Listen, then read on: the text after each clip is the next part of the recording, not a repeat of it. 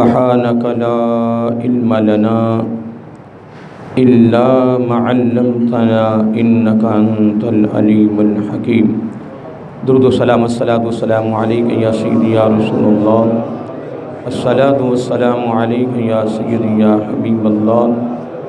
الصلاة والسلام عليك يا سيدي يا نبي الله وعلى آلك وأصحابك يا سيدي يا نور الله يا خاتم النبيين يا رحمة للعالمين. مولاي صل وسلم دائما أبدا على حبيبك خير الخلق كلهم محمد سيد الكونين والثقلين والفريقين من أرب ومن أجم. هو الحبيب الذي ترجى شفاعته لكل هول من الأحوال مقتحم. ثم الرضا عن أبي بكر وعن عمر وعن علي وعن عثمان ذي الكرم.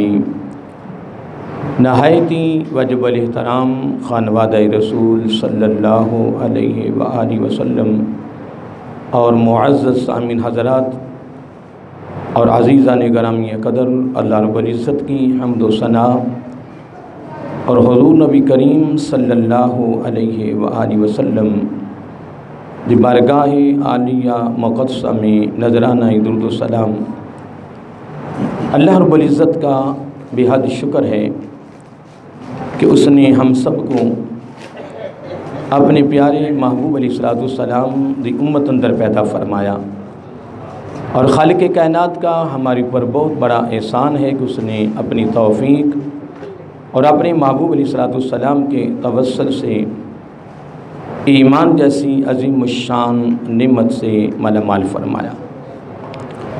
حضرات محترم، ہماری خوش نصیبی ہے کہ ہم آقا علیہ السلام کے آل کے شہزادوں کی بارگاہ میں ہفتہ وار خوبصورت تقریب سعید میں جو اصلاحی، تربیتی، روحانی، فکری، علمی محفل ہے، جس میں انشاءاللہ ہم شریک ہیں، اور اللہ تعالیٰ کی بارگاہ میں استدعا ہے کہ اللہ تعالیٰ ہم سب کو زندگی کی آخری سانس تک کے نازیم ہستیوں کے ساتھ اتباع کی صورت میں اپنی نسبت و ارادت کو مضبوط کرنے کی توفیق عطا فرمائے. حضرات محترم، یقیناً جن کی بارگاہ میں ہم حاضر ہیں، انہوں نے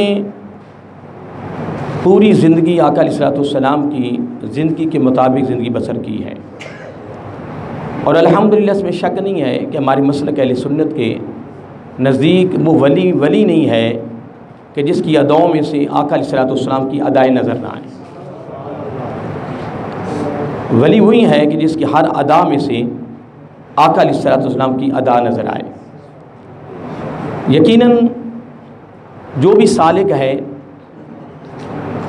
جس کے دل میں تمنا ہے، آرزو ہے، وہ اس چیز کا آرزو مند ہے، خواہش مند ہے کہ مجھے اللہ تعالیٰ کی رضا مل جائے، اللہ تعالیٰ کا قرب مل جائے، اللہ تعالیٰ میرے اوپر راضی ہو جائے، اللہ تعالیٰ میرے اوپر خوش ہو جائے. وہ دن رات جو سالک ہے، اس چیز کا تمنا رکھنے والا ہے، لگا ہوا ہے. لیکن دوستو یاد رکھنا، جو اس چیز کا سالک ہے، جو تمنا رکھتا ہے، آرزو رکھتا ہے، اب اس کے لیے چند ایک باتیں ضروری ہیں. یعنی میرے موضوع کا نام ہے سالک کا طرز زندگی. جو میں موضوع شروع کر رہا ہوں، اس موضوع کا نام ہے سالک کا طرز زندگی، کہ سالک کی جو زندگی ہے اس کی کیا جزء ہیں، اس کے کیا گوشے ہیں، اور اس کے کیا اس کے یعنی حصے ہیں، اس پر میں گفتگو کرنا چاہتا ہوں. یہ بڑا خوبصورت موضوع ہے، گو میں اس کو صحیح سمجھا نہیں سکوں گا، کھول نہیں سکوں گا، لیکن کوشش کروں گا کہ میں انشاءاللہ اس پر دو چار باتیں کروں، اور آپ سنیں گے، میں سناؤں گا، اور آقا علیہ السلام کے آل کے شہزادوں کا دامن پکڑ کے پھر ہم ان ہیروں کو اپنے دامن میں رکھیں گے، پھر اس پر عمل پیرا رہیں گے، تو یقیناً اس میں شک نہیں ہے کہ جس کی ہمارے دل میں تمنا ہے، آرزو ہے، خواہش ہے، اللہ تعالیٰ وہ ضرور نعمت اور وہ تحفہ، وہ انعام عطا فرمائے گا۔ اور ابھی انشاءاللہ میں صالح کا جو طرز زندگی ہے اس پر میں انشاءاللہ 2-4 اس کے جو جز ہیں جو میں نے نکالے ہیں، باقی تو اہل علم ہیں اس پر ماشاءاللہ بڑی بڑی گفتگو کر جاتے ہیں، لیکن جو میرے علم میں ہیں، جو میں نے اپنی علم کی بساط کے مطابق چند ایک باتیں نکالی ہیں، اس کے چند جز نکالے ہیں کہ صالح کی طرز زندگی پر کیا کیا چیزیں ضروری ہیں، اور انشاءاللہ جو میں ابھی بیان کرنے لگا ہوں، جن کی بارگاہ میں ہم حاضر ہیں، ان کی طرز زندگی اسی طرح ہی تھی۔ کیا؟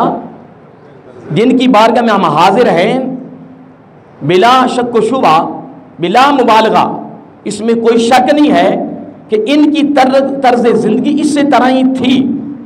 الحمدللہ اگر ایک بندہ تمنا رکھتا ہے کہ مجھے اس کی رضا مل جائے، مجھے اس کا قرب مل جائے، وہ میرے پر راضی ہو جائے، پھر وہ طلبگار ہے، خواہش مند ہے، تو پھر اس کے لیے چند ایک باتیں جو ہے نا وہ سامنے رکھ کر اس کے مطابق زندگی بسر کرنا ضروری ہوگی۔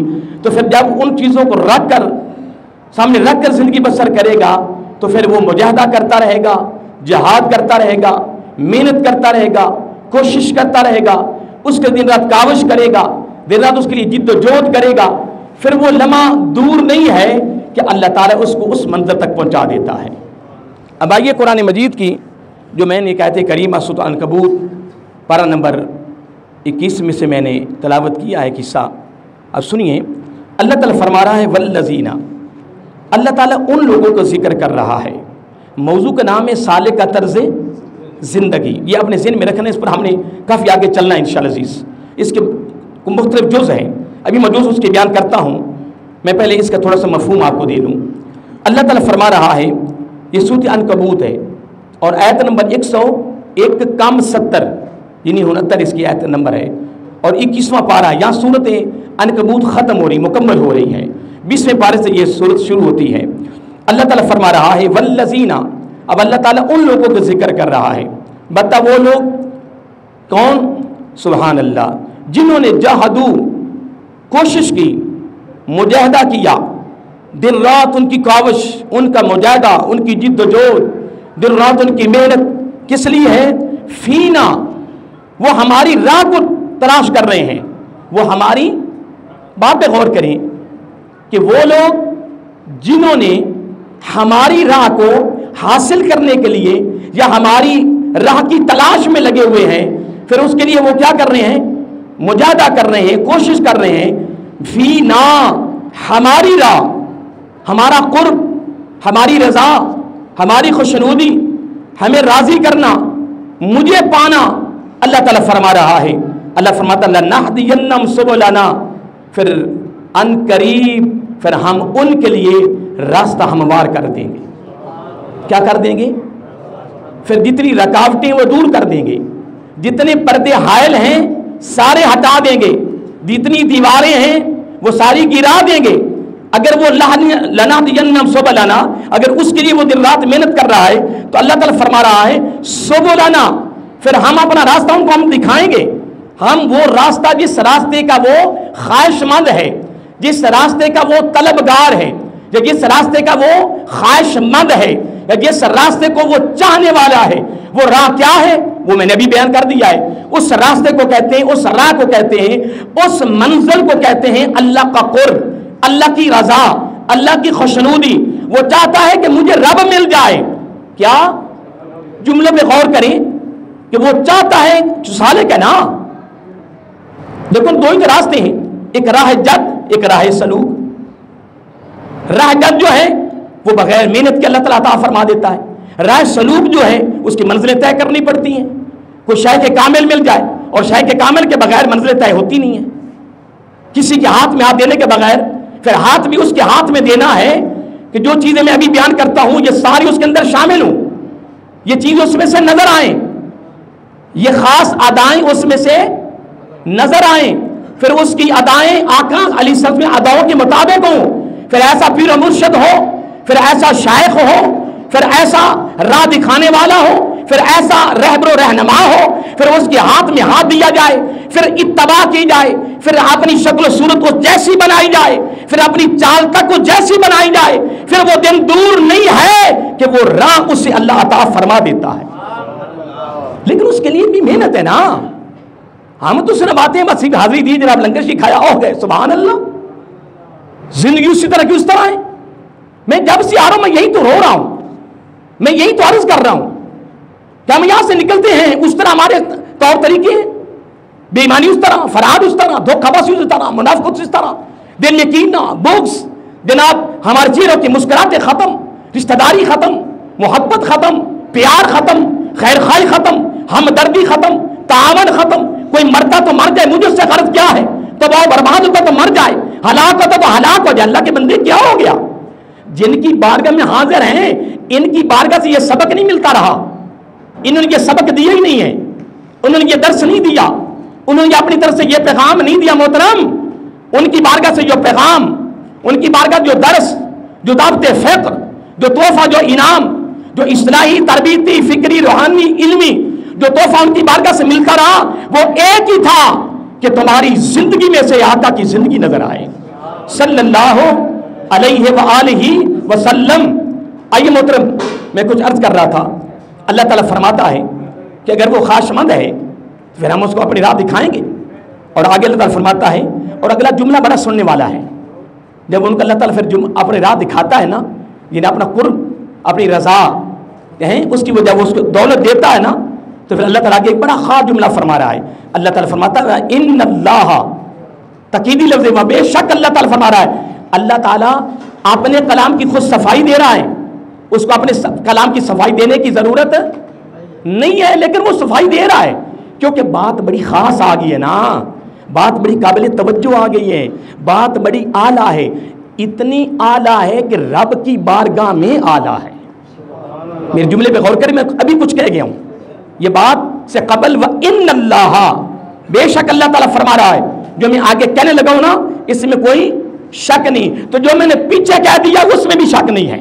وَالَّذِينَ جَاهَدُوا فِينَا لَنَهْدِيَنَّهُمْ سُبُلَنَا، اللہ تعالیٰ فرما رہا ہے اس میں بھی شک نہیں ہے۔ لَنَهْدِيَنَّهُمْ سُبُلَنَا، میرا وعدہ ہے، لَنَهْدِيَنَّهُمْ سُبُلَنَا، میری طرف سے گارنٹی اور ضمانت ہے، لَنَهْدِيَنَّهُمْ سُبُلَنَا، تو آنا میری رضا اور میرے قرب کی راہ کو دیکھنے کے لیے خواہش مند بننا، پھر کرنا اس کے لیے مجاہدہ، جہادونا، اس کے لیے دن رات کاوش اور محنت اور جہاد کرنا۔ اللہ تعالیٰ فرماتا ہے میرا وعدہ ہے، میرا وعدہ ہے، لَنَهْدِيَنَّهُمْ سُبُلَنَا، ضرور دکھاؤں گا میں اپنے راستہ، اپنی راہ دکھاؤں گا۔ راہ سے مراد کیا ہے کہ تو مجھے چاہتا ہے ان قریب میں تجھے مل جاؤں گا، میں تجھے مل جاؤں گا، پردے ہٹ جائیں گے، حجابات ہٹ جائیں گے، لیکن وہاں کیسے پہنچے محترم؟ ہم نے جب سید امام علی شاہ صاحب رحمہ کی بارگاہ سے نکلنا ہے نا، ہم جس طرح تھے ہم اس طرح ہو جانا ہے، فکر نہیں ہے قبر کا، فکر نہیں آقا علیہ السلام کے سامنے جانے کا فکر نہیں ہے، ملاقات کا فکر نہیں ہے، میزان کا فکر نہیں ہے، پرصراط پہ گزرنے کا فکر نہیں ہے۔ فکر تھا صحابہ کو، فکر تھا اولیاء کو، فکر تھا انبیاء کو، فکر تھا ان عظیم ہستیوں کو۔ ہمارا فکر تو کیا اور ہے نا، اسی میں میں تو کچھ کہہ نہیں سکتا کہ ہمارا فکر کیا ہے۔ وہ ماشاءاللہ آپ مجھ سے بڑے بڑے سینئر بیٹھے ہیں، بڑے بڑے تجربہ کار اور بڑے بڑے بزرگ بیٹھے ہیں، بڑے بڑے اہل علم بیٹھے ہیں، وہ تو آپ سب کو پتا ہے کہ ہمارا فکر کیا ہے جی، ہماری سوچ کیا ہے جی، ہمارے خیالات کیا ہیں، ہمارے نظریات کیا ہیں، وہ سب کو پتا۔ محترم، میں محاسبہ نفس والے موضوع شروع کرنا ہے، میں نے مکمل کر لیا ہے، بڑا لمبا اور بڑا وسیع موضوع ہے محاسبہ نفس، پھر اس پر دیکھیں کہ انبیاء نے محاسبہ نفس سے کیسے کیا، پھر صحابہ کرام نے کیسے کیا، پھر تابعین تبع تابعین نے کیسا کیا، پھر اولیاء نے اپنا محاسبہ نفس کیسے کیا۔ وہ رب کے قریبی ہو کر بھی رات کو سونے سے پہلے پورے دن کا محاسبہ نفس کرتے تھے، دیکھتے تھے سارے دن میں نے کیا کیا ہے، سارا دن میری زندگی کیسے گزری ہے، کیا برائیاں پر گزری یا نیکیاں پر گزری ہے، پر کرے کون، اس طرف آئے کون، اس طرف آنا بڑا مشکل۔ محترم توجہ طلب جملہ ہے، آگے اللہ تعالیٰ فرما رہا ان اللہ، جب ہم اپنی راہ دکھا دیتے ہیں نا، پتہ وہ کون ہے مولا، وہ کون ہے، فرما وہ میرے قریبی ہو جاتے ہیں، وہ بڑے پیار والے ہو جاتے ہیں، وہ بڑے میرے محسن ہوتے ہیں. میرے مولا پھر فرمایا وَإِنَّ اللَّهَ لَمَعَ الْمُحْسِنِينَ، بے شک اللہ تعالیٰ محسنین کے ساتھ ہو جاتا ہے. اللہ اکبر. محسنین کے ساتھ، تو جن کے ساتھ رب ہو جائے، بولیے، جن کے ساتھ رب ہو جائے پھر اسے کس چیز کا فکر ہے بھی محترم؟ اللہ تعالیٰ تو فرما رہا ہے کہ بولو نا محسن، مان کے دکھاؤ. اللہ فرماتا ہے وَإِنَّ اللَّهَ لَمَعَ الْمُحْسِنِينَ، بے شک اللہ تعالیٰ محسنین کے ساتھ ہوتا ہے. آئے ہے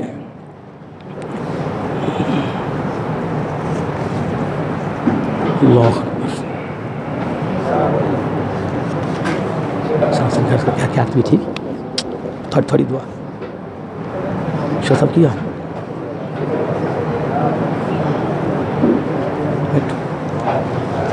ادھر کیا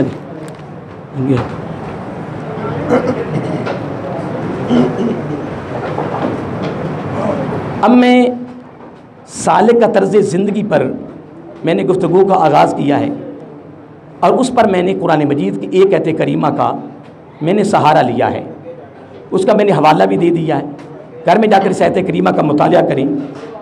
اب میں سالک کا طرز زندگی پر اس کے چند گوشے جو بیان کرنا چاہتا ہوں، پھر اس کو میں الگ الگ کھولوں گا انشاءاللہ. سالک کے لیے طرز زندگی پر جو پہلا جز ہے، جو پہلا گوشہ ہے، وہ ہے باوضو زندگی گزارنا. اب تو جو طلب جملے ہیں، باوضو زندگی گزارنا یہ سالک کے طرز زندگی کا پہلا پہلو ہے. اور اگر تو اور میں یہ چاہتے ہیں کہ رب کا قرب مل جائے تو بغیر وضو رہیں، کبھی نہیں ملے گا. میں سید امام علی شاہ صاحب کا دامن پکڑ کے کہہ رہا ہوں، حضرت صاحب ہم کبھی وضو میں ہوتے ہیں، بغیر وضو کا کبھی بغیر وضو ہوتے ہیں. میرے جملے پہ غور کریں. اب میں سالک کے طرز زندگی کے جز، اس کے پہلو، اس کے گوشے میں اب وہ بیان کرنا چاہتا ہوں، پھر اس کو الگ الگ کھولیں گے انشاءاللہ. اب پہلا جو میں جز دے رہا ہوں کہ سالک کا طرز زندگی کا پہلا پہلو ہے ہر وقت وضو میں رہنا. اگر وہ ہر وقت وضو میں نہیں رہتا، وہ کبھی اللہ کے قرب کو حاصل نہیں کر سکتا، وہ کبھی اللہ کی رضا کو حاصل نہیں کر سکتا، وہ اللہ کے کبھی قریب نہیں ہو سکتا. محترم، میں قرآن و سنت کی روشنی میں یہ بات کر رہا ہوں. اگر تو خواہش مند ہے نا کہ مجھے اللہ تعالیٰ کی راہ مل جائے، اللہ تعالیٰ کا راستہ مل جائے، اللہ کی راہ سے مراد کیا ہے جو میں نے پہلے بیان کر چکا ہوں، اللہ کی رضا، اللہ کا قرب، اللہ کی خوشنودی، اللہ خوش ہو جائے، اللہ مل جائے، پھر اس کے لیے سالک ہے. وہ یہ چاہنے والا سالک ہے، اس کی جو تمنا ہے وہ سالک ہے، جو اس کی آرزو وہ سالک ہے. جس طرح میں نے دو جملے بولے، ایک راہ جاد، ایک راہ سلور. وہ راہ اللہ یجتبی الیہ من یشاء ویہدی الیہ من ینیب.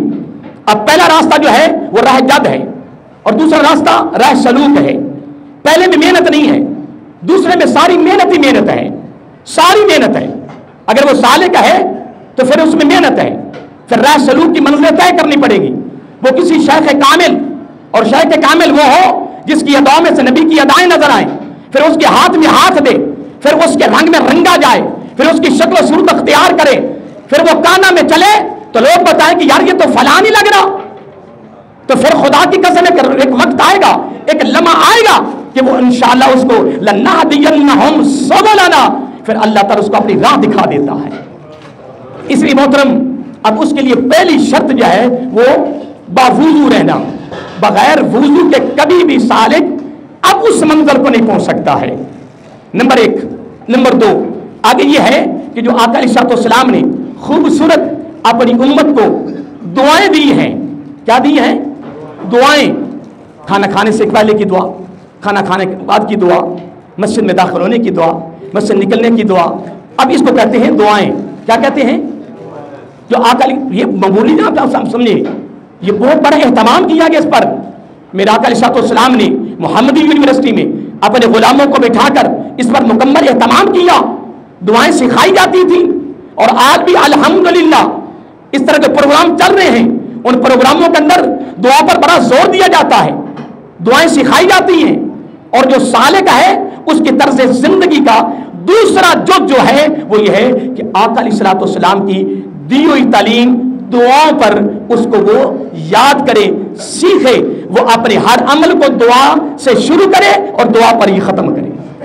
سالک کا طرز زندگی کا یہ دوسرا جز ہے، اور اس سالک کے طرز زندگی کا تیسرا جز کیا ہے کہ گفتگو میں تسبیح و تحمید کے کلمات کو استعمال کریں، بےہودہ گفتگو نہ کریں، لغو باتیں نہ کریں۔ یہ بھی یاد رکھنا، میں نے ایک حدیث پاک میں پڑھا ہے، کیونکہ ان جزیات کی میں تشریح الگ الگ کرنی ہے، اس کو بھی کھولنا ہے، یہ بڑے بڑے وسیع موضوع ہیں۔ یہ تو ابھی میں سالک کے طرز زندگی کے فقط ان کے گوشے بیان کر رہا ہوں، اس کے حصے بیان کر رہا ہوں۔ میں نے حدیث پاک میں پڑھا ہے، آقا علیہ الصلوۃ والسلام نے فرمایا لوگ جنت مانگتے ہیں، لوگ جنت مانگتے ہیں، لیکن میری امت میں سے کچھ افراد ایسے ہیں کہ جنت خود ان کو مانگتی ہے۔ ان کو معمولی نہ سمجھیں، یہ جو میں نے جملہ بولا نا گفتگو میں تسبیح و تحمید، یہ الفاظ استعمال کریں، اس میں تسبیح والے ہوں، اللہ کی تعریف والے ہوں، اچھے ہوں، پیار والے ہوں، محبت والے ہوں، کس کے دل کی شکنی کے الفاظ نہ ہوں، دل کے ٹوٹنے والے نہ ہوں، چہرے کی مسکراہٹ ہو، پیشانی میں بل نہ ہو، خوبصورت الفاظ ہوں، جب بھی گفتگو کرے تنہائی میں ہیں، خلوت میں ہیں، مجمع میں ہیں، اجتماع میں ہیں، جہاں بھی ہو اس کی گفتگو میں خوبصورت الفاظ ہوں، خوبصورت کلمات ہوں، جس کو میں نے تسبیح و تحمید کا نام لیا ہے۔ یہ سالک کے طرز زندگی کا تیسرا جز ہے۔ تو میں ایک بیان کر رہا تھا کہ کچھ لوگ یعنی لوگ جنت مانگتے ہیں، آقا علیہ الصلوۃ والسلام نے فرمایا میری امت میں سے میری کچھ افراد ایسے کہ جنت خود ان کو مانگتی ہے، ان میں سے وہ فرد بھی ہے کہ جو اپنی زبان کو بیہودہ گفتگو سے ہمیشہ محفوظ رکھتا ہے۔ اس جز کو معمولی نہ سمجھیں۔ اب اگلا چوتھا جو سنیں، قرآن پاک کا کچھ حصہ یاد رکھیں، اگر سارا یاد نہ ہو، اگر سارا سالک جو ہے جو اللہ کی رضا و قرب کا طلبگار ہے، اس کی طرز زندگی کا میں نے چوتھا حصہ بیان کر رہا ہوں۔ قرآن مجید کا کچھ حصہ یاد رکھے، کچھ صورتیں یاد کرے، پھر فقط یاد نہ کرے، یاد نہ رکھے، اس کے ساتھ ساتھ اس کی تلاوت بھی کرے، پھر فقط تلاوت تک نہ رہے، پھر اس پر عمل کرے، خصوصی اہتمام فرمائے کہ خوبصورت صورتیں جن صورتوں کی میراکا نے خصوصی طور پر تعلیم دی ہے، اگر وہ یاد ہو جائے تو پھر تو کیا ہی بات ہے، اگر نہ ہو سکے تو 30ویں پارے کی چند کی صورتیں اپنے ذوق میں، محبت میں وہ یاد کر لیں۔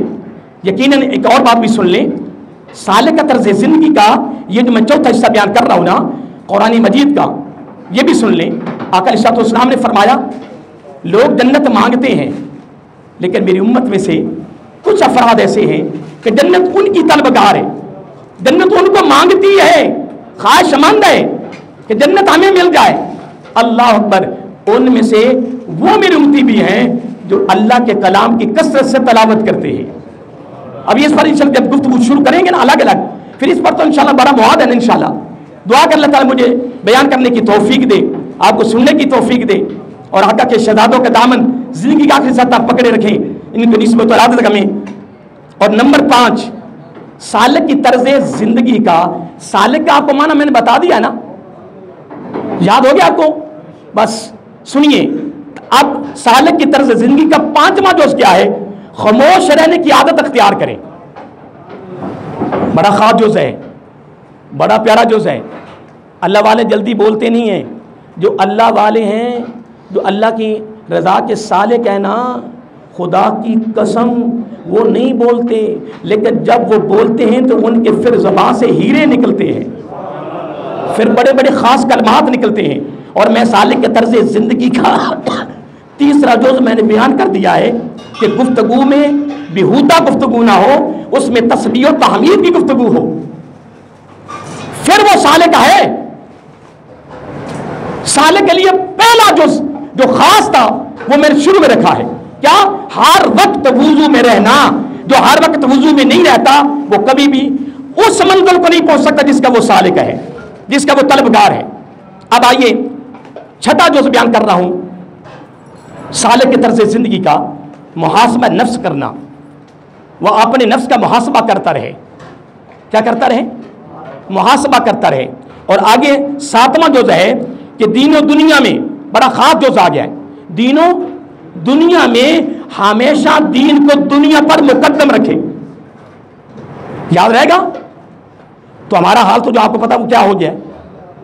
دین کو مقدم کر کے، دین کو فوقیت دے، دین کو سامنے رکھے، دین کو قائم رکھے، دین کو اس پر فضیلت دے، اور سالک کی طرز زندگی کا یہ 7واں جز میں نے نکالا جو ہے وہ کیا ہے کہ دین کو دنیا پر، دنیا کمائے، دنیا میں چلے، دنیا میں چلتا رہے، دنیا میں ساری زندگی بس تو کرنی ہے، لیکن ہر قدم پر، ہر حال، ہر وقت، ہر لمحہ دنیا میں چل کر بھی دین کو مقدم رکھنا ہے، دین کو مقدم رکھنا ہے۔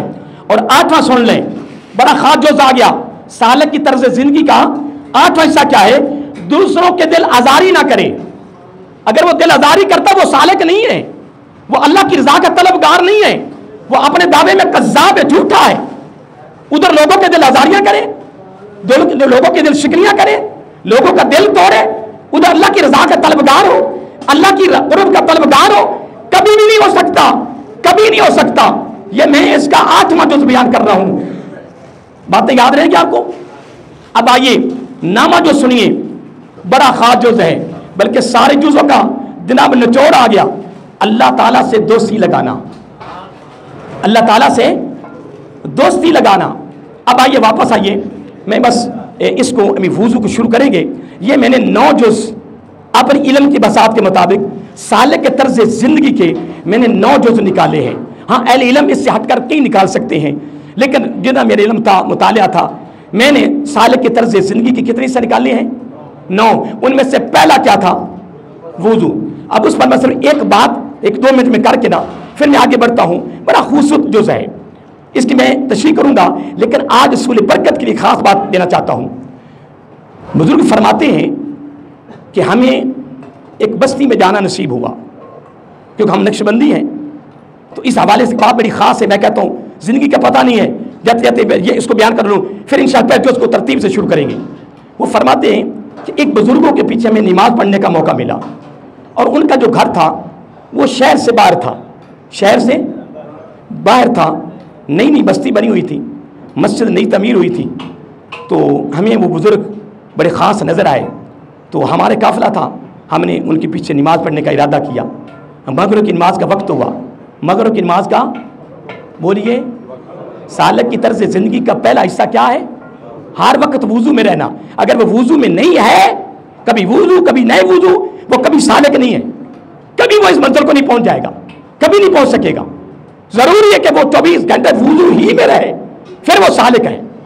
وہ فرماتے ہیں کہ ہم نے نا جب نماز کا ارادہ کیا، مغرب کی نماز کا وقت تھا، مغرب کی اذان ہو گئی، تو وہ جو بزرگ تھے نا، جو امام صاحب تھے، انہیں کہا وہ سامنے گراؤنڈ میں بچے کھیل رہے ہیں، وہ سامنے گراؤنڈ میں، آپ ادھر ہی ہیں نا، سننا توجہ سے، کہنے کہ وہ گراؤنڈ میں سامنے نا بچے کھیل رہے ہیں، چھوٹے چھوٹے بچے تھے، وہ کھیل رہے تھے۔ فرمایا ان کو آواز دیں، اذان ہو گئی تھی، انہوں نے آواز دی، جب آواز دی بچوں کو بھی اذان ہو گئی، نماز کا وقت ہو گیا، بچے سارے دوڑ کر آ گئے۔ جب سارے دوڑ کر آئے، مغرب کی نماز کا وقت تو سنت پڑھنی نہیں تھی، کہ پڑھنی ہے، سنت پڑھنی نہیں تھی۔ اب بچے ایسے دوڑ کے آئے اور دوڑ کر سیدھے آئے اور آ کر وضو نہیں کیا، صف کے اندر کھڑے ہو گئے، صف کے اندر کھڑے ہو گئے۔ میری بات پہ غور کریں، میں کچھ کہنا چاہتا ہوں۔ سارے بچے کھیلتے کھیلتے دوڑے ہوئے آئے، سانس چڑھا ہوا ہے، پسینہ بہ رہا ہے، بچوں کا پسینہ بہ رہا ہے، اور دوسرا کیا میں لفظ بولا ہے، سانس چڑھا ہوا ہے، اللہ اکبر۔ بزرگ فرماتے ہیں مجھے نماز میں جب وہ بچے سیدھے آ کے صف کے اندر کھڑے ہو گئے، مجھے خیال آیا کہ یار بچوں نے وضو بھی نہیں کیا، اور بغیر چھوٹے چھوٹے بچے ہیں اور بغیر وضو کے 8 سال کا 10 سال کا 12، تو وضو سیدھے آ کے پسینہ بھی بہ رہا ہے، سانس بھی چڑھا ہوا ہے، اور آتی انہوں نے جناب صف کے اندر کھڑے ہو کے نماز پڑھ لی۔ جو امام تھے نا وہ اللہ والے تھے، انہوں نے جب ان کے خیالات کو بھانپ لیا، پھر کمال نہیں یار، انہوں نے بھانپ لیا کہ ان کی سوچ یہ ہے۔ اب آپ نے فوراً خود ہی جواب دے دیا، فرمایا یہ سارے بچے وضو میں تھے، اور ہمارے خاندان کا جو سلسلہ چل رہا ہے، ہمارے خاندان کا، ابھی میں بتاتا ہوں یہ کس خاندان کے بچے ہیں۔ ابھی بتاتا ہوں خدا کی قسم، میں کہتا ہوں یہاں میرے آقا کے شہزادوں کی بارگاہ میں آنے والوں، ہم یہاں کر کچھ بن کے نکلیں، کچھ کر کے نکلیں، کچھ خوبصورتی لے کر نکلیں۔ فرمایا ہمارے خاندان کا یہ سلسلہ چلتا رہا ہے، جب بچہ تھوڑا سا سمجھدار ہوتا ہے اس کو ہم تلقین کرتے، بچہ کسی وقت بھی بغیر وضو نہیں رہنا۔ ہمارا بچہ 5 سال کا ہو جائے تو وہ وضو میں رہتا ہے۔ یہ سارے بچے وضو میں ہیں، پتہ ہے یہ بچے کس خاندان کے ہیں؟ یہ سارے بچے اور وہ امام اور یہ بچے سارے حضرت مجدد الافسانی علیہ الرحمہ کے خاندان کے تھے، جو ہمارے سلسلے کے شائخ ہیں۔ حضرت مجدد الافسانی علیہ الرحمہ کی بات کر رہا ہوں، ان کے چھوٹے چھوٹے بچے بھی وضو میں ہیں، کھیل رہے تو وضو میں، کھانا ہے تو وضو میں، چل رہے تو وضو میں۔ سالک کے طرز زندگی کا پہلا پہلو ہر وقت وضو میں رہنا۔ باقی بات انشاءاللہ جاری رہیں گی۔ حضور داتا گنج بخش علیہ الرحمہ کا عرس ہو رہا ہے، الحمدللہ سید بھی ہیں ولی بھی ہیں، اور یاد رکھیں سید اگر حضور علی اجمیری علیہ الرحمہ اگر افغانستان سے چل کر لاہور آئے ہیں نا، وہ بھی رب کا سالک ہیں، وہ ہر وقت وضو میں ہی رہتے تھے۔ یہ جتنی چیزیں بیان کی ہیں یہ ساری ان میں نظر آتی تھی۔ اس لیے محترم اللہ کی بارگاہ میں یہ دعا ہے، اللہ تعالیٰ میں ان عظیم ہستیوں کی زندگیوں کو سامنے رکھ کر اس کے مطابق صالح بننے کی توفیق عطا فرمائے۔